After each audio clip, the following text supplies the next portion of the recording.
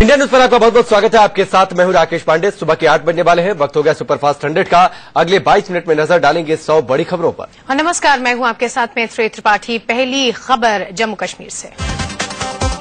श्रीनगर में सेना के रेस्क्यू ऑपरेशन की हैरत अंगेज तस्वीरें सामने आई हैं। श्रीनगर में एक मंदिर की छत पर कई लोग फंसे थे, जिन्हें सेना के जवानों ने बचाया। मंदिर की छत पर फंसे करीब 20 से 30 लोगों ने सेना का चौपर देखते ही मदद की गुहार लगाई। सबसे पहले सेना के 2 जवान रस्सी के सहारे नीचे उतरे और फिर एक एक कर वहां मौजूद महिलाओं को बचाया।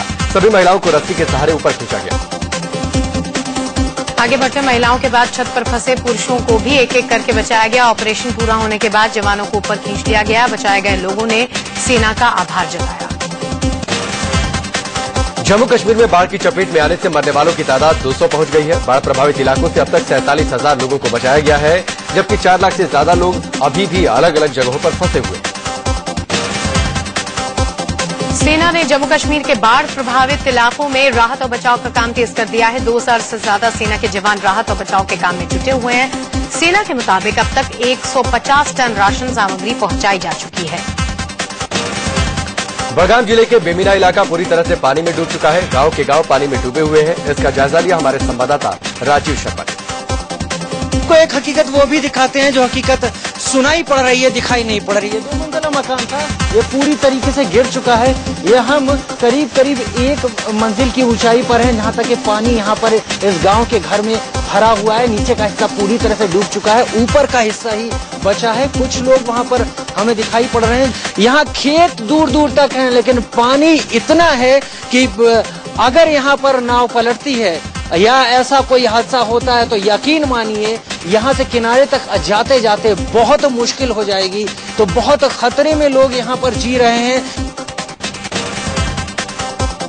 जम्मू कश्मीर में वायुसेना की तरफ से रेस्क्यू ऑपरेशन जोर शोर से चलाया जा रहा है। श्रीनगर में चलाए जा रहे इस अभियान का जायजा लिया हमारे संवाददाता रवि शर्मा।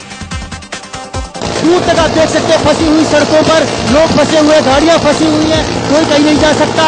लोग इकट्ठा होने की कोशिश कर रहे हैं। हाईवे है ये, दरअसल ये हाईवे है जो डूबा हुआ है पानी के नीचे, और ये मदद का सामान गिराया जा रहा है। नीचे काफी तादाद में लोग मौजूद हैं और आप देखिए वहाँ पर उनको ये सामान पहुँचाने की कोशिश की जा रही है। हाईवे है ये, दरअसल ये हाईवे है जो डूबा हुआ है पानी के नीचे, और ये मदद का सामान गिराया जा रहा है। नीचे काफी तादाद में लोग मौजूद हैं और आप देखिए वहाँ पर उनको ये सामान पहुँचाने की कोशिश की जा रही है। आप देखिए घरों के अंदर सामान भेजा गया है। जम्मू कश्मीर में तबाही के निशान हर तरफ दिख रहे हैं। हेलीकॉप्टर से इंडिया न्यूज ने जो तस्वीरें ली उसमें साफ दिख रहा है कि गांव के गांव टापू बने हैं।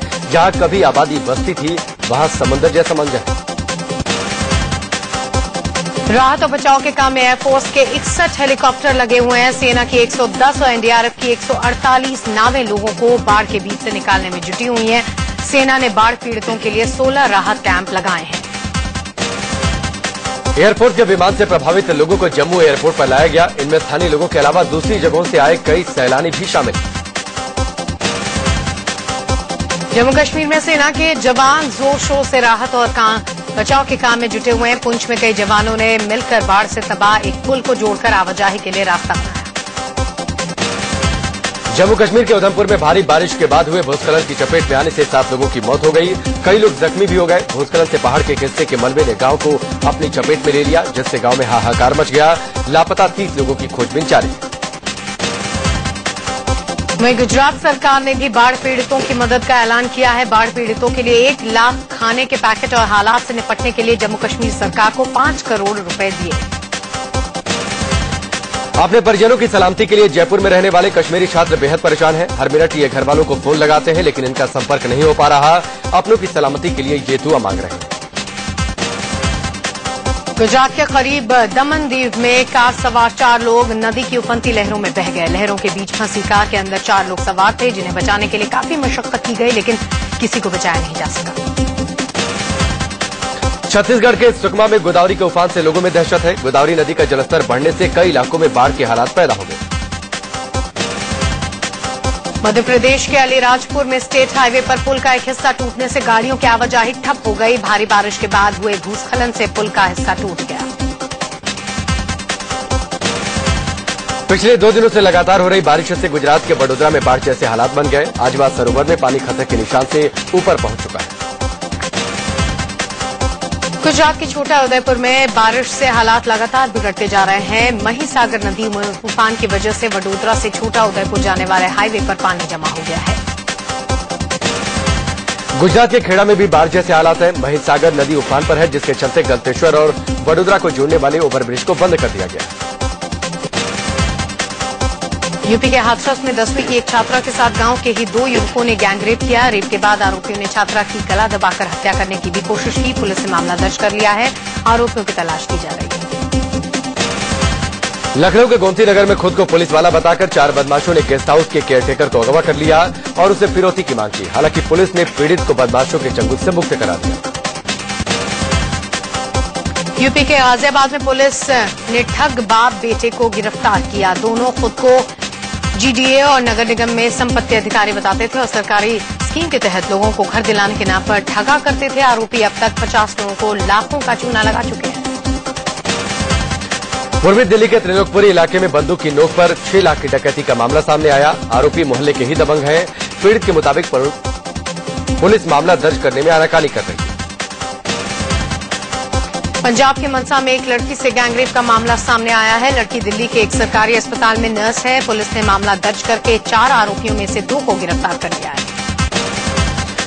भड़काऊ बयान देकर आदर्श चुनाव संहिता का उल्लंघन करने पर चुनाव आयोग ने बीजेपी सांसद योगी आदित्यनाथ को नोटिस भेजा है। योगी पर कथित रूप से धार्मिक भावनाएं भड़काने और धर्म के नाम पर वोट मांगने का आरोप है। वहीं समाजवादी पार्टी नेता गौरव भाटिया ने बीजेपी सांसद योगी आदित्यनाथ के खिलाफ सख्त कार्रवाई की मांग की है। योगी आदित्यनाथ रोज कुछ न कुछ सांप्रदायिक बयान दे रहे हैं और अब उनसे जवाब मांगा गया है। हमें पूरी उम्मीद है कि उनके बयानों का संज्ञान लेते हुए इलेक्शन कमीशन ऑफ इंडिया उनके खिलाफ सख्त कार्रवाई करेगी और जल्द से जल्द करेगी। यूपी विधानसभा उपचुनाव में प्रचार के सिलसिले में बीजेपी सांसद योगी आदित्यनाथ ने चरखारी में जनसभा की। इस मौके पर उन्होंने यूपी में होने वाले दंगों का मुद्दा उठाया। हरियाणा विधानसभा चुनाव के लिए बीजेपी ने अपने 43 उम्मीदवारों की पहली लिस्ट जारी कर दी है। बीती रात बीजेपी की केंद्रीय चुनाव समिति की बैठक में 90 में से 43 नामों पर मुहर लगाई गई। पहली सूची में चौंकाने वाला नाम रहा।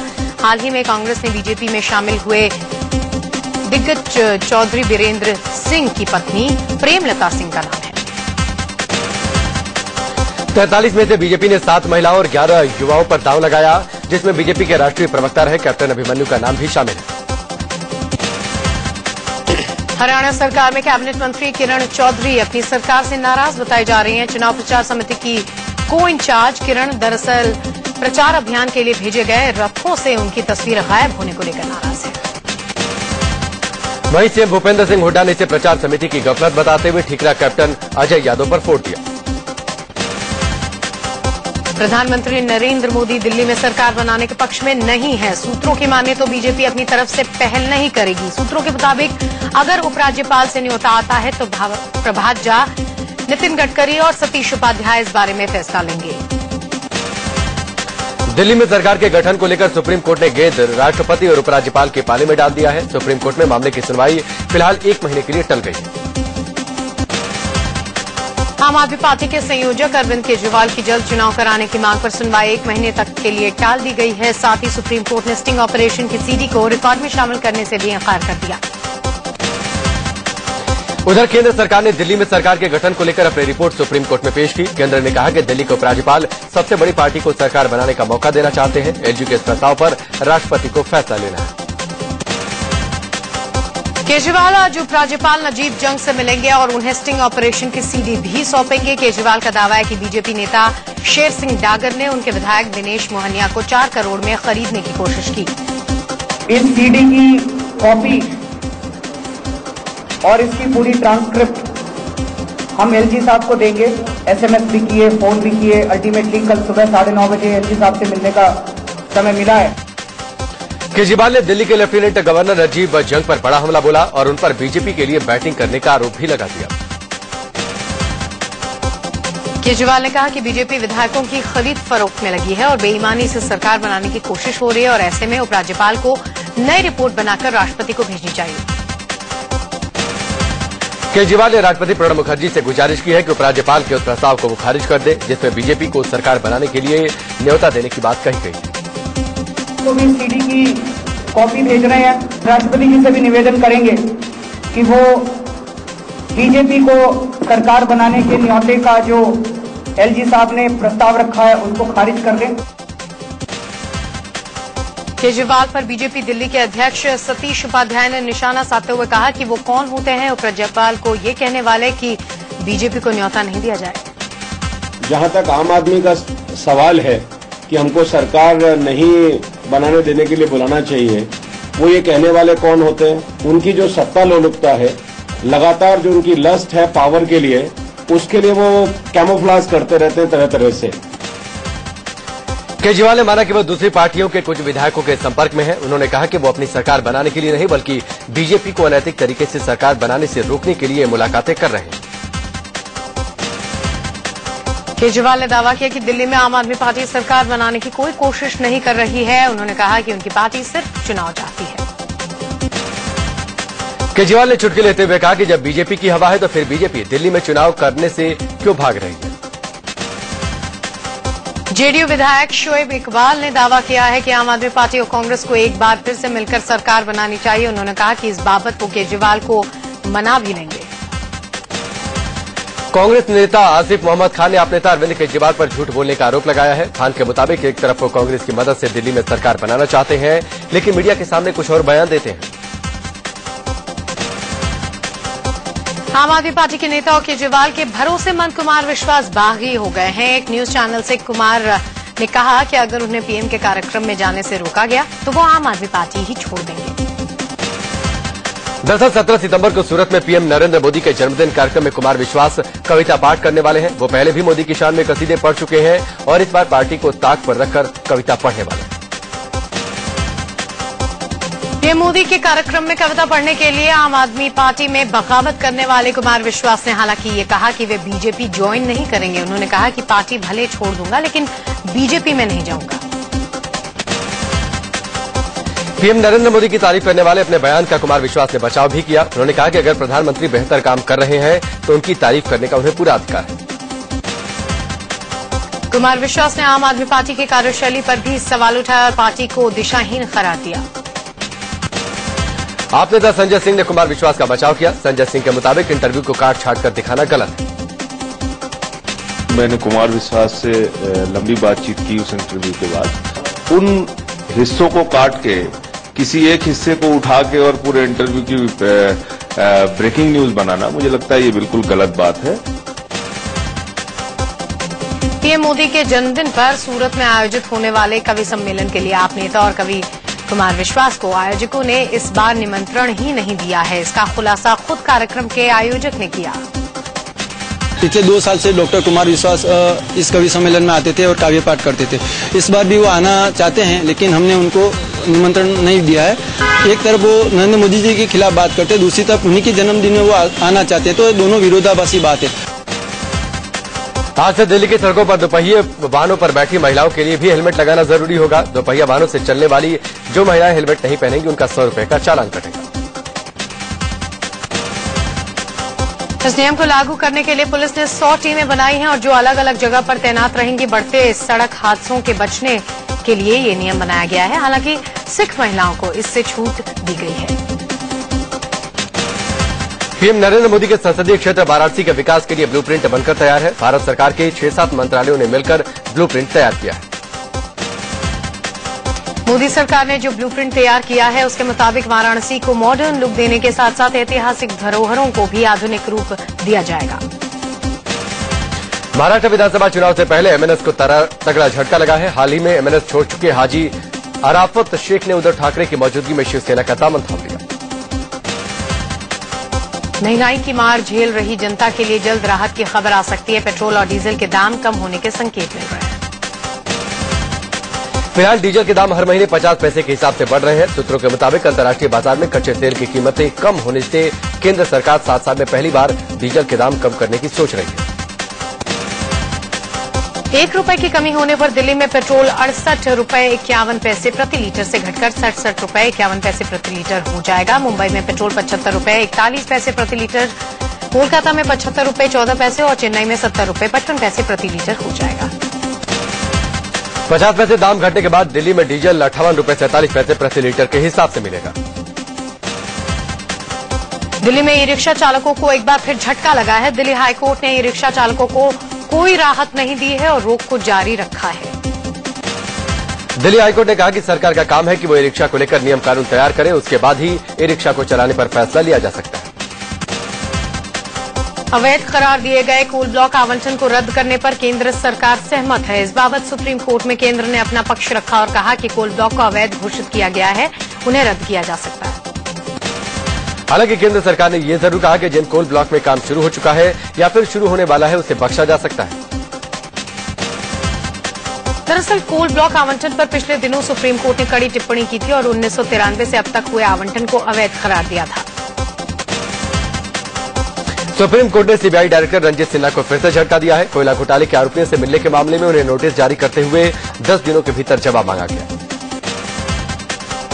दरअसल वरिष्ठ वकील प्रशांत भूषण ने इल्जाम लगाया था कि सीबीआई डायरेक्टर अपने घर में कोयला घोटाले 2G घोटाले के आरोपियों से मिलते रहे हैं। केंद्रीय गृह मंत्री राजनाथ सिंह आज से 2 दिन के गुजरात दौरे पर होंगे। राजनाथ सिंह गुजरात के तटवर्ती और सीमावर्ती सुरक्षा इंतजामों का जायजा लेंगे।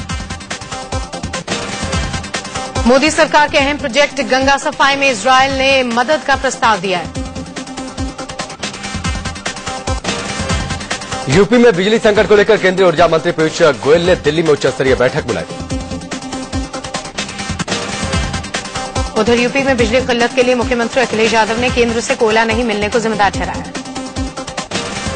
चारा घोटाले के एक दूसरे मामले में आरजेडी सुप्रीमो लालू प्रसाद यादव को झटका लगा है। रांची सीबीआई कोर्ट में लालू ने अर्जी दी थी कि एक केस में सजा मिल चुकी है, इसलिए चारा घोटाले के दूसरे केस को बंद किया जाए, लेकिन अर्जी खारिज हो गई। बीजेपी अध्यक्ष अमित शाह ने पार्टी महासचिव जेपी नड्डा को बड़ी जिम्मेदारी दी है। शाह ने नड्डा को उन्होंने पार्टी की केंद्रीय चुनाव समिति का सचिव नियुक्त किया है। आगे बढ़ते मुंबई में फिल्म प्रोड्यूसर करीम मोरानी के घर हुई फायरिंग का सीसीटीवी फुटेज सामने आया है। फिल्म चेन्नई एक्सप्रेस के प्रोड्यूसर मोरानी के घर के बाहर हुई फायरिंग के बाद ही उनकी और शाहरुख खान समेत कई एक्टर्स की सुरक्षा बढ़ा दी गई थी। सेक्स रैकेट में एक और एक्ट्रेस के शामिल होने का मामला सामने आया है। तेलुगु फिल्मों की हीरोइन को आंध्र प्रदेश के गुंटूर से गिरफ्तार किया गया। बताया जा रहा है कि पुलिस ने उसे रंगे हाथ पकड़ा। जम्मू के रियासी इलाके में बिजली समस्या को लेकर प्रदर्शन कर रहे प्रदर्शनकारियों और पुलिस वालों के बीच जोरदार झड़प हो गई। दिल्ली के विष्णु गार्डन इलाके में टीवी में हुए धमाके के बाद पूरे घर में भीषण आग लग गई। बताया जा रहा है कि टीवी ऑन होते ही ब्लास्ट हो गया। धमाका इतना तेज था कि घर वाले भाग खड़े हुए। बिहार के छपरा में बच्चा चोरी के आरोप में एक अधेड़ की जमकर पिटाई कर दी गई। लोगों ने पेट से बांधकर उसे पीटा। यूपी के संभल में लव जिहाद का एक मामला सामने आया। संभल के नसाका इलाके में एक युवक को दूसरे मजहब का बताकर शादी करने के आरोप में गिरफ्तार किया गया। रांची के तारा शाहदेव लव जिहाद केस में पुलिस ने झारखंड के अल्पसंख्यक कल्याण मंत्री हाजी हुसैन अंसारी से पूछताछ की है। रांची के चर्चित तारा शाहदेव लव जिहाद केस में झारखंड हाईकोर्ट ने ईडी, सीबीआई और एनआईए को नोटिस भेजा है। उधर रांची सीजेएम कोर्ट ने रणजीत सिंह कोहली और रकीबुल हसन को 1 दिन की पुलिस रिमांड में भेज दिया है। यूपी में शिवसेना ने लव जिहाद के खिलाफ लव त्रिशूल नाम से मुहिम छेड़ने का ऐलान किया। यूपी के बरेली में शिवसेना ने लव त्रिशूल की पूरी तैयारी कर ली है। निठारी कांड में दोषी करार दिए गए सुरेंद्र कोहली की फांसी भले ही टल गई हो, लेकिन उसे फांसी पर लटकाने की तैयारी जोरों पर है।